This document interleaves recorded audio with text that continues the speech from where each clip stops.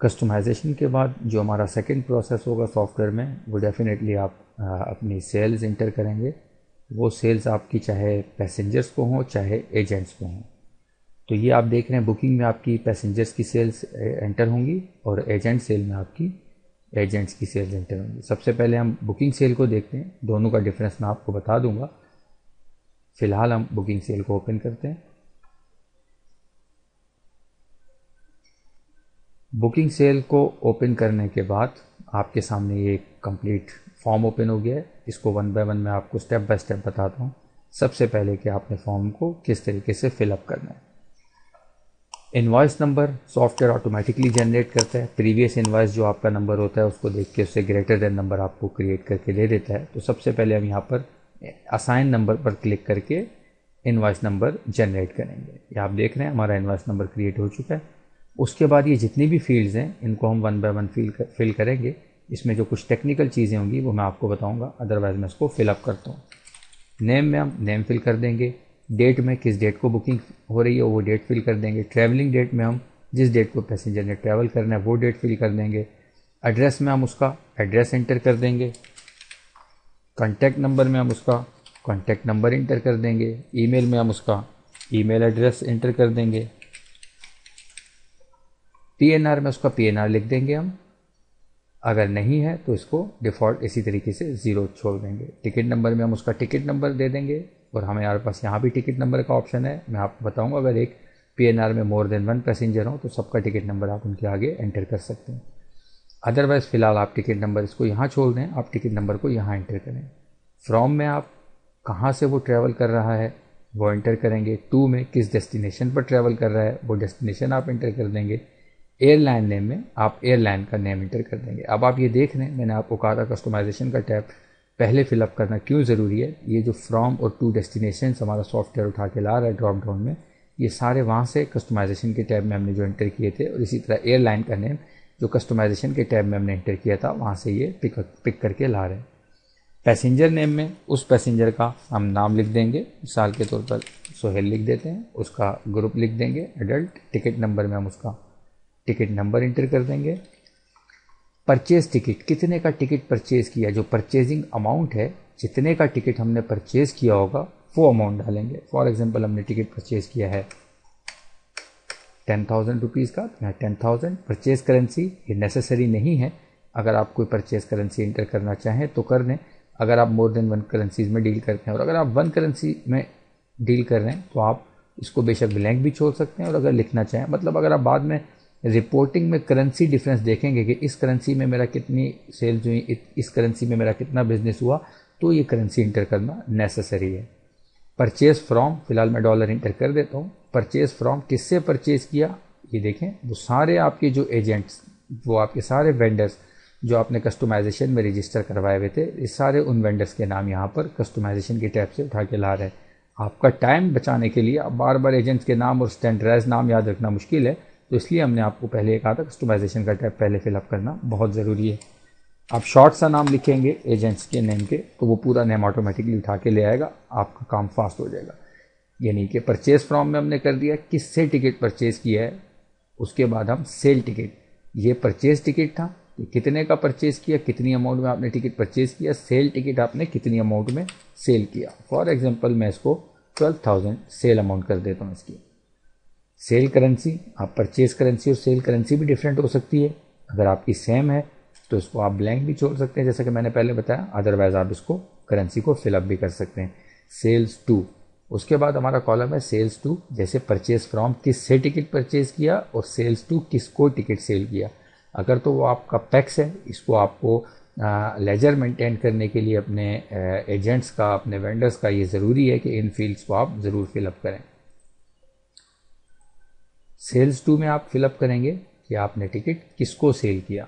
अब पैक्स है तो पैक्स कर दें। अगर आपका कोई ट्रैवल एजेंट है, फॉर एग्जांपल मैंने एक अपना एजेंट रजिस्टर कराया हुआ है XYZ या XYZ ट्रैवल्स, तो आप XYZ ट्रैवल्स में एंटर कर देता हूँ कि मैंने XYZ ट्रैवल्स को सेल किया।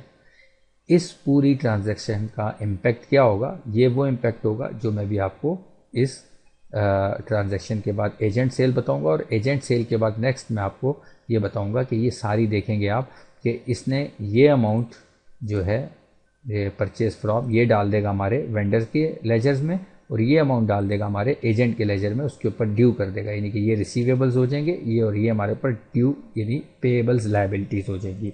ये मैं आपको बताऊंगा, अभी वीडियो में फिजिकली दिखाऊंगा तो आपको ज़्यादा अच्छा रहेगा। आपने याद रखना है कि हमने ये इनवॉइस नंबर 8 जो है वो एयर ट्रैवल से परचेज की है और हमने सेल्स की है XYZ ट्रैवल्स को। ठीक है, मैं इनवॉइस को सेव कर देता हूँ। ये तो हमारा एक पोर्शन कंप्लीट हो गया। अगर आप अपने कस्टमर से कोई अदर चार्जेस चार्ज कर रहे हैं तो आपने वो अदर चार्जेस आपने यहाँ पर ऐड करने हैं। किसके आप चार्जेस ऐड कर रहे हैं, होटल के, बुकिंग के, किस चीज़ के, वो क्या चार्जेस हैं, उसकी आपने अमाउंट यहाँ डाल देनी है। टैक्स वगैरह कोई है, ये मैंने आपको यहाँ सिंपल समझ में आने से है, सेल्स टैक्स है और उसका सेल्स टैक्स की परसेंटेज क्या है वो आप यहाँ डालेंगे, ऑटोमेटिकली कैलकुलेट कर देगा। इसी तरह यहाँ पर भी सेल्स टैक्स की परसेंटेज क्या है वो यहाँ पर आप एंटर करेंगे, वो टैक्स आपके सामने शो कर देगा। ये टैक्स मैंने नाम से समझ में आ रहा है तो इसलिए मैंने इसको आपको फिलअप करके नहीं बताया, अगर कोई टैक्स होगा तो आप फिलअप कर देंगे।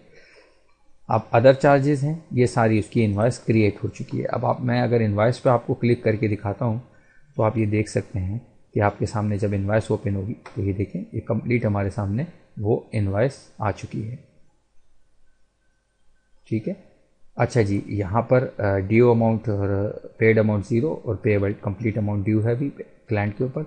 अब हम रिसीविंग लेते हैं क्लाइंट से आपने रिसीविंग ली, किस डेट को रिसीविंग ले रहे हैं, इसको अगर मैं थोड़ा सा बड़ा करूँगा तो आपको आगे डेट लिखा हुआ नजर आएगा, किस डेट को आप रिसीविंग ले रहे हैं। यहाँ पर हम डेट इंटर कर देंगे और डिस्क्रिप्शन क्या है रिसीविंग की, ये बार बार आप ना लिखना पड़े, आप सिर्फ कैश लिखेंगे और कैश रिसीव कंप्लीट आ जाएगा। मैंने आपको बताया था ये आपके काम को शॉर्ट कर देता है।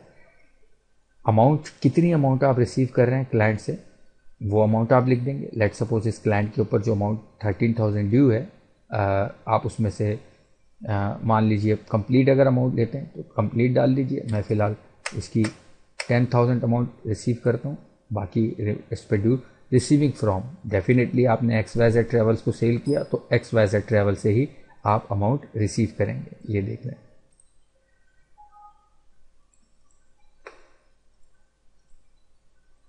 पेमेंट मेथड क्या है, पेमेंट मेथड भी हम सिलेक्ट करेंगे कैश, लेट सपोज। ये हमारी ट्रांजैक्शन कंप्लीट होगी। नीचे एक बॉक्स बचा है कमेंट्स का। इस इनवॉइस से रिलेटेड समटाइम्स हम कुछ अपनी याद दहानी के लिए किसी और चीज़ के लिए कमेंट्स एंटर करना चाहते हैं तो वो आप कमेंट्स यहाँ पर एंटर कर सकते हैं। अब मैं इस पूरी इनवॉइस में आपको एक चीज़ ये बताना चाह रहा हूँ कि ये जो हमने बुकिंग फॉर्म बनाया है, ये हमने बुकिंग फॉर्म बनाया है क्लाइंट सेल के लिए। उसकी वजह क्या है, नॉर्मली जब हम एजेंट्स को सेल करते हैं तो वो टिकट्स बल्क में सेल करते हैं, वो सिंगल टिकट या इस तरह से अदर सर्विसेज और ये चीज़ें नहीं होती हैं। आप अपने एजेंट की सेल भी यहाँ से कर सकते हैं, लेकिन मेरी रिकमेंडेशन ये है कि जो आप यहाँ से सेल करें वो आप हमेशा पैक्स को करें, एजेंट को आप यहाँ से सेल ना करें। आपने हमेशा सेल जो करनी है वो पैक्स को आप यहाँ से सेल करें और एजेंट को आप जो सेल करेंगे वो एजेंट बुकिंग से करेंगे। तो ये मैंने आपको एक्सप्लेनेशन के लिए पूरी बताई चीज़, और अब एंड में ये मैंने खुद इंटेंशनली ये XYZ ट्रैवल्स किया ताकि आपको मैं बता दूं कि ये गलती है, मिस्टेक जो मैंने आपको यहाँ पर की, नॉर्मली आप कॉमनली लोग कर देते हैं, वो आपने नहीं करनी। आपकी अगर सेल आ रही है तो आपने पहले आइडेंटिफाई कर लेना है कि वो सेल आपकी एजेंट है या आपका क्लाइंट है। अगर क्लाइंट है तो आप उसको नॉर्मल क्लाइंट है, पैक्स है, तो आप उसको यहाँ से सेल करेंगे, जैसे मैंने भी आपके सामने इसको करेक्शन करके बताई। और अगर आपका एजेंट है तो आप उसको वहाँ पर एजेंट सेल से जाके करेंगे। और ये बताने का एक मकसद मेरा और भी था, पहले इसको मैंने XYZ ट्रैवल इसलिए किया कि अगर आप यहाँ से भी सेल कर देते हैं तो कोई इशू नहीं होगा, लेकिन आप अपना एक स्टैंडर्ड बना लें इसको यूज़ करने का, तो आपको यूज़ करने में और आपको रिजल्ट्स में एक्यूरेसी और बेहतरी नज़र आएगी। ठीक हो गया। अब इसका इम्पैक्ट क्या हुआ मैं आपको बताता हूँ। ये मैंने सेव कर दिया। मैं अगर अब रिपोर्ट्स में जाता हूँ तो मैं आज की डेट की अगर रिपोर्ट निकाल के देखता हूँ तो ये देखें उसने मुझे रिपोर्ट्स में ये वो सेल लेकर आ गया। यही इन्वाइसेस जिस तरीके से जैसे जैसे मैं जनरेट करता रहूँगा मेरी रिपोर्ट बनाता रहेगा, और रिपोर्ट के एंड में बड़ा ज़बरदस्त एक बैलेंस शीट का ऑप्शन भी है। बैलेंस शीट में आपकी सारी डिटेल आ जाएगी कि आपका टोटल सेल, टोटल क्या हुआ, प्रॉफिट कितना हुआ, वो सारी चीज़ें आपके सामने शो होकर आ जाएंगी। ठीक है, ये रिपोर्ट को फ़िलहाल मैं डिस्कस नहीं कर रहा, बाद में जब हमारी नेक्स्ट वीडियो में ये रिपोर्ट्स के टैब को हम देखेंगे तो इस टैब को हम पूरा उसी वक्त डिस्कस करेंगे। फ़िलहाल आप इसको इतना ही समझिए। अब मैं आपको एजेंट सेल दिखाता हूँ। बुकिंग हमने देख ली। एजेंट सेल में आप देखेंगे ऊपर के तमाम ऑप्शन, सारे के सारे मैक्सिमम ऑप्शन सेम है, सिर्फ थोड़ा सा डिफरेंस है।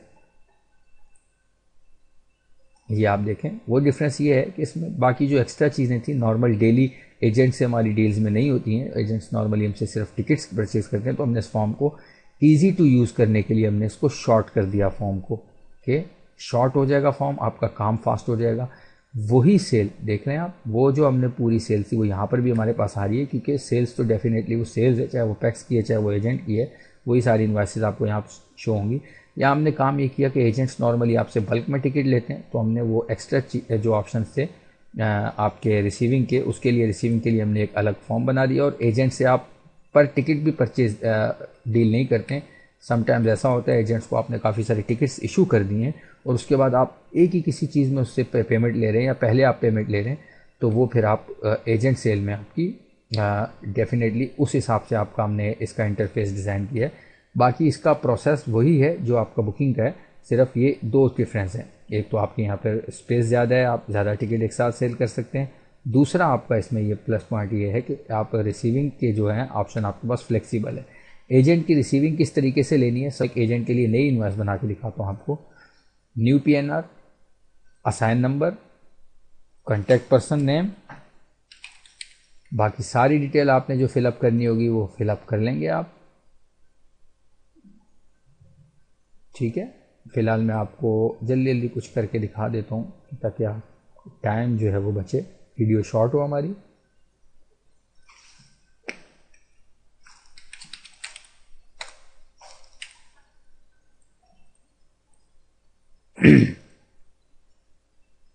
देखें जी, परचेज टिकट, मान लीजिए मैं इसकी अमाउंट डिफरेंट कर देता हूँ, परचेज करेंसी को फिलहाल मैं छोड़ देता हूँ। एक मैंने एयर ट्रैवल से ले लिया, एक एयर ब्लू से ले लिया। सेल टिकट, सेल्स टू, वो मैंने पैक्स को सेल की थी, ये मैं सेल कर देता हूँ XYZ ट्रेवल्स को, क्योंकि एजेंट सेल है। एजेंट सेल की रिसीविंग का तरीका कार क्या है, इनवाइस आपकी क्रिएट होगी कंप्लीट। अगर आपके मोर देन वन पैसेंजर्स हैं, मोर देन वन आप टिकट सेल कर रहे हैं, वो सारी डिटेल आप यहाँ पर एंटर कर देंगे। रिसीविंग का तरीका ये होगा, रिसीविंग में आपने यहाँ पर एक चीज़ का ख्याल रखना है कि एजेंट रिसीविंग में आपने इनवाइस नंबर ज़रूर डालनी है। इनवाइस नंबर कौन सा डालेंगे, उस एजेंट की कोई भी इनवाइसेज में कोई सा भी एक इनवाइस नंबर आप इंटर कर देंगे, सॉफ्टवेयर ऑटोमेटिकली समझ जाएगा कि ये जो इनवाइस है ये इनवाइस नंबर XYZ ट्रैवल का, और ये अमाउंट की जो रिसीविंग है ये भी मैंने XYZ ट्रैवल्स के ही ऑप्शन में एंटर करनी है। तो ये मैं काम ये करता हूँ कि यहाँ पर मैं 9 पे क्लिक कर देता हूँ। इनवाइस नंबर 9 है क्योंकि XYZ ट्रैवल को मैंने जो सेल की। अगर फॉर एग्जांपल XYZ ट्रैवल्स की इनवाइस 8-9 इन्वाइसेज होती, मुझे ज़रूरी नहीं था कि मैं यही इनवाइस नंबर डालूँ। 9, 10, 11, 12, 13, 14, 15, लेट सपोज आप ये सारी इनवाइस नंबर अगर XYZ ट्रैवल्स की होती तो मैं इनमें से कोई सा भी एक इनवाइस नंबर यहाँ पर डाल देता, तो वो मेरी पेमेंट एक्यूरेट रिसीव हो जाती। मैं रिसीविंग करता हूँ, receiving from XYZ travels, receiving date 7, receiving description, काम को शॉर्ट करने के लिए जैसा कि मैंने आपको बताया, रिसीविंग अमाउंट कितनी है कंप्लीट में। फ़िलहाल मैं इसकी भी रिसीविंग कम लेता हूँ ताकि हमारा डिफ़ॉल्टर्स का हमें पता चलता रहे कि वो मेंटेन हो रहे हैं कि नहीं हो रहे, या हमारी जो ड्यूज पेबल बैलेंस है। पेमेंट मेथड क्या था इनका, मैंने एक कैश लिया तो इसको मैं पेपॉल ले लेता हूँ या इजी पैसा ले लेता हूँ या ABC बैंक ले लेता हूँ। फ़िलहाल आपको समझाने के लिए बेटर रहेगा। पिछली इनवाइस में मैं एक चीज़ आपको और बता दूं कि क्योंकि ये इनवाइस इस पेमेंट ने आपको पेमेंट कंप्लीट नहीं की थी, तो आपने करना ये है,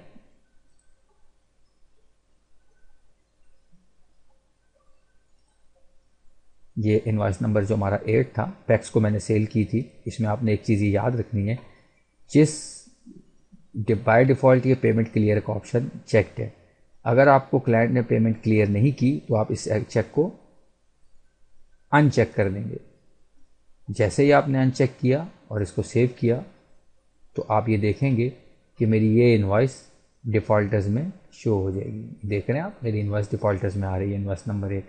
और अगर आप पेमेंट क्लियर को चेक कर देंगे कि इस बंदे की पेमेंट क्लियर है, तो अब आप अगर डिफ़ॉल्टर्स देखें तो यहाँ डिफ़ॉल्टर्स में कुछ नहीं आ रहा। तो ये डिफ़ॉल्टर्स भी इसी तरीके से साथ साथ आप मेंटेन और मैनेज कर सकते हैं ड्यूरिंग द ट्रांजैक्शन। ये सिर्फ पैक्स के लिए है, तो इसीलिए हमने इसको यहाँ पर रखा।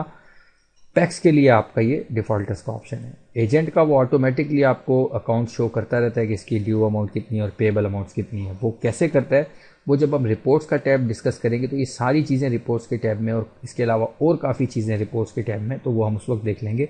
फिलहाल आपने सीख लिया कि हमने एजेंट को जो सेल करनी है वो हमने आके एजेंट सेल में करनी है, और जो हमने सेल पैक्स को करनी है वो हमने जाके बुकिंग पैक्स में करनी है, और एजेंट की रिसीविंग एजेंट से ही करनी है, यहाँ से रिसीविंग करनी है, और रिसीविंग का तरीकाकार क्या होगा वो भी मैंने आपको बता दिया। तमाम फॉर्म्स से रिलेटेड या बुकिंग फॉर्म से रिलेटेड कुछ आप टॉप पर या राइट लेफ्ट में आप बटन्स देख रहे हैं, उनमें से जो इंपॉर्टेंट कुछ बटन्स होंगे उनके फीचर्स मैं आपको बता देता हूँ। बाकी सारे आपको नाम से ही समझ में आ रहे होंगे। न्यू पीएनआर का मतलब है कि आप एक नई इनवॉइस जनरेट करें। सेव, डिलीट, प्रीवियस, नेक्स्ट, आगे पीछे रिकॉर्ड्स को शिफ्ट करने के लिए ये बटन्स हैं, नेक्स्ट और प्रीवियस का। इसी तरह आपका सर्च का बटन है, इनवॉइस का बटन आप क्लिक करेंगे तो इनवॉइस ओपन हो जाएगी, और इनवॉइस ओपन होने के बाद उसको प्रिंट करने के नॉर्मल जो प्रिंट करने का तरीका होता है Ctrl+P से आप उसको प्रिंट कर सकते हैं। और इसी तरह राइट क्लिक करके देखेंगे तो प्रिंट प्रीव्यू वगैरह के ऑप्शन भी आपके सामने आ रहे हैं। एक इम्पॉर्टेंट चीज़ मैं उनमें से आपको ये जो बताना चाहूँगा इन बटन से रिलेटेड, वो ये है कि आपने सर्च किस तरीके से करना है। सर्च देखें, दो बटन आपको सर्च के नज़र आ रहे हैं। एक तो ये आपको सर्च का बटन नज़र आ रहा है टॉप के ऊपर, दूसरा आपको फास्ट सर्च के नाम से एक बटन नज़र आ रहा है। एक तो आपको सर्च का बटन नज़र आ रहा है ये ऊपर टॉप पर जो तमाम बटन हैं उनके साथ, और दूसरा आपको फास्ट सर्च के नाम से एक बटन नज़र आ रहा है जिसके साथ एक सर्च बॉक्स भी है।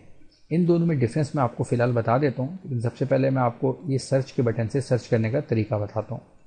आपने जिस पैरामीटर से सर्च कराना है, अगर आप मोबाइल नंबर से सर्च करवा रहे हैं रिकॉर्ड को, तो यहाँ पर आपने कर्सर पहले उस बॉक्स में रखना है, फिर आपने आगे मोबाइल नंबर लिखना है। इसी तरह अगर आप नाम से सर्च करवा रहे हैं कॉन्टैक्ट पर्सन को, तो कर्सर आपने नाम में रखना है, फिर आपने सर्च के बटन पर क्लिक कर आगे यहाँ पर फाइंड वर्ड के करके सर्च करना है। फिलहाल मैं एक रिकॉर्ड सर्च करवाता हूँ इनवॉइस नंबर के थ्रू। मैंने यहाँ कर्सर रखा इनवॉइस नंबर के बॉक्स में, जो कि हमारा तरीकाकार है सर्च का। फिर मैंने सर्च के बटन पर क्लिक किया, इनवॉइस नंबर, लेट सपोज मैं इनवॉइस नंबर 9 सर्च करना चाहता हूँ, तो मैं 9 पर क्लिक किया। ये नीचे और भी कुछ ऑप्शंस हैं जो कि बाय नेम आपको समझ में आते हैं, आप देख के समझ जाएंगे। 9 मैंने लिख के फाइंड सर्च पर क्लिक किया, तो अब आप देखेंगे कि मेरे सामने इनवॉइस नंबर 9 ओपन हो गई। अगर मैं इनवॉइस नंबर 8 लिखता हूँ तो फाइंड नेक्स्ट पर क्लिक करता हूँ, मैं इनवॉइस नंबर, आप देखेंगे कि मेरे सामने इनवॉइस नंबर 8 ओपन हो चुकी है। ये तो हो गई एक सिंपल सी बात। आपने इनवॉइस नंबर के थ्रू सर्च करने का तरीका देख लिया। अब मैं आपको सर्च करके बताता हूँ कि आप बाय नेम और बाय नंबर या किसी और डेटा रिकॉर्ड से कैसे सर्च करा सकते हैं। लेट सपोज मैं कॉन्टैक्ट पर्सन के नेम के थ्रू सर्च करवाना चाह रहा हूँ, तो मैं कर्सर अपना रखूँगा इस बॉक्स में, सर्च पे क्लिक करूँगा। मुझे पता है आदिल के नाम से एक इनवॉइस बनी हुई है, मैं फाइंड नेक्स्ट पे क्लिक करूँगा। ये देखें मेरे सामने वो रिकॉर्ड आ गया। इसी तरीके से अगर मैं सर्च कराना चाह रहा हूँ उसके फ़ोन नंबर से, तो मैं सेल नंबर के बॉक्स में कर्सर रखूँगा, सर्च पे क्लिक करूँगा 0335, फिलहाल मैंने शॉर्ट सेल नंबर लिखा हुआ है, फाइंड नेक्स्ट पे क्लिक करूँगा। तो ये देखें उस नाम से, उसके सेल नंबर से मुझे सर्च करके ले आया। तो ज़रूरी ये है कि आप उस बॉक्स में कर्सर रखें और फिर सर्च की कमांड दें ताकि आपको एक्यूरेट रिजल्ट मिले। तो ये तो सर्च के बारे में हो गया। अब एक फास्ट सर्च का आप बटन देख रहे हैं। फास्ट सर्च का पर्पस मेरे ख्याल में, मेरे एक्सपीरियंस के मुताबिक, नॉर्मली आपका सर्च से काम चल जाएगा, लेकिन समटाइम्स कभी ऐसा इशू आता है, कोई क्लाइंट्स हमसे कह रहे होते हैं कि सर्च थोड़ी स्लो हो रही है, तो उसके लिए हमने सर्च के दोनों एल्गोरिथम इसमें ऐड कर दिए हैं।